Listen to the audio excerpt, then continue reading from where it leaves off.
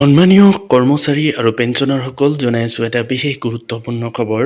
যে government of Assam finance ডিপাৰ্টমেণ্টৰ ফালৰ পৰা আহিছে এটা গুৰুত্বপূৰ্ণ notice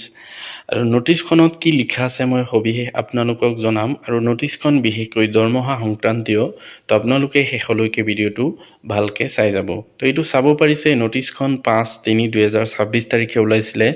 অভিকেশ Dutta under secretary to the government of Assam তেখেতৰ ফালৰ পৰা আৰু এইটো পঠাইছিলে the senior most secretary to the government of Assam all administrative department Dispur Guwahati 6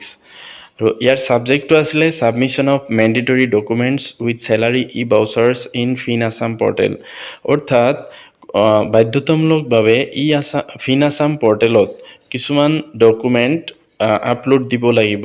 সেই সম্পৰ্কে তো তলৰ কথাখিনি মই অসমীয়াতে পঢ়ি দিছোঁ আপোনালোকে চাব ইয়াতে লিখিছে মহোদয়া উপৰোক্ত বিষয়ৰ সন্দৰ্ভত মোক নিৰ্দেশ দিয়া হৈছে যে মই ইয়াত মহাগাণনিক অডিট অসমৰ কাৰ্যালয়ৰ পৰা অহা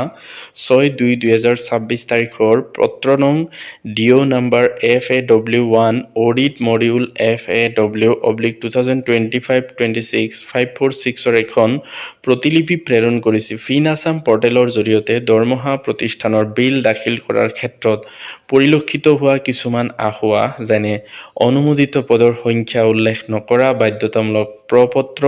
TR17 TR18 TR19 লগতে সমৰ্থিত আদেশসমূহ আপলোড নকৰা সম্পৰ্কে অৱগত কৰা হৈছে অৰ্থাৎ জনাইছে যে কৰ্মচাৰীসকলৰ যেতিয়া ফিন আছামত দৰমহাৰ বিল বনায় তেতিয়া এই কথাখিনি আচলতে নিদিয়ে যে অনুমোদিত পদৰ সংখ্যা বা এই যিকেইটা ফৰ্মৰ কথা কৈছে সেইখিনি আপলোড নকৰে তো সেই সম্পৰ্কে আৰু কি কৈছে চাওক যে এই ক্ষেত্ৰত আপোনাক অনুৰোধ কৰা হৈছে যে আপোনাৰ প্ৰশাসনিক নিয়ন্ত্ৰণত থকা সকলো আহৰণ আৰু বিতৰণ বিষয়াক DDO নিম্নলিখিত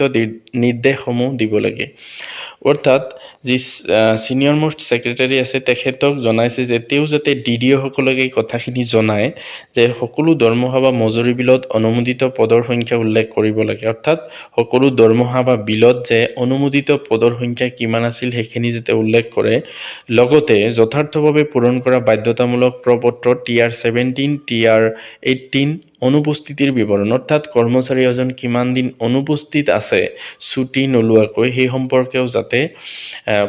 প্ৰপত্ৰ পূৰণ কৰি পেলাই ফিন আছামত জমা দিয়ে লগতে TR19 বাৰ্ষিক দৰমহা বৃদ্ধিৰ প্ৰমাণপত্ৰ যিটো এনুৱেল ইনক্ৰিমেণ্টৰ যিটো প্ৰমাণপত্ৰ সেইটো যাতে আপলোড দিয়ে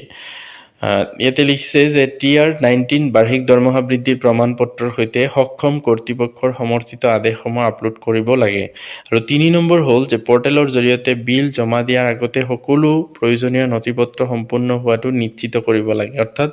বিল যেতিয়া জমা দিয়ে তাৰ আগত সম্পূৰ্ণ নথিপত্ৰখিনি আছে নে নাই ঠিকে আছে নাই সেইখিনি চোৱাৰ পিছতহে বিলখিনি জমা দিবলৈ জনাইছে তো এইটো আছিলে গুৰুত্বপূৰ্ণ এটা নিৰ্দেশ অসম চৰকাৰৰ যি বিত্ত বিভাগৰ ফালৰ পৰা আহিছিলে অভিকেশ দত্ত তেখেতৰ ফালৰ পৰা তো ভিডিঅ'টো যদি ভাল লাগে লাইক এটা কৰি দিব আৰু মোৰ চেনেলটো ছাবস্ক্ৰাইব কৰি থব থ্যাংক ইউ